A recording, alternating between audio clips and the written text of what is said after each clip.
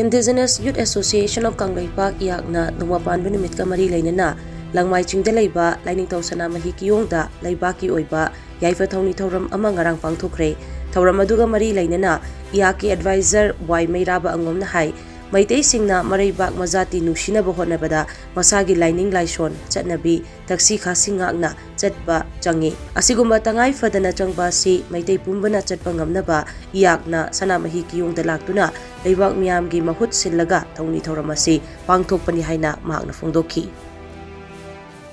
Aikoi youth haiba singche Manipur da leiba youth singche maitai sing maroina mainly hairabada maitai singche maribak mazati ninge haita din sihange haita ude ya namada magi sanabi adigi lining laison haiba taksi khasi mayam che ngak pasna oigadoba maramna aikoi IYAK ka loinana chatminariba amadi saugat piriba aikoi ise isal isilinaw punamakna aikoi gi maitai gi laifam senglaba laifam aikoi sanamahi gi laifam je khurmakanda leibak sigi oiba hojik tangdu leitadana leiribase masi IYAK sina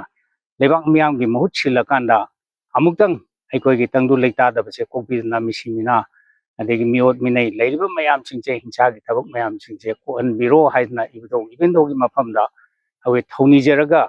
adugumba leibak ke awana singche kitang kokbiro haijege haidana mafam sida ise isal isil naw mayam se laksabani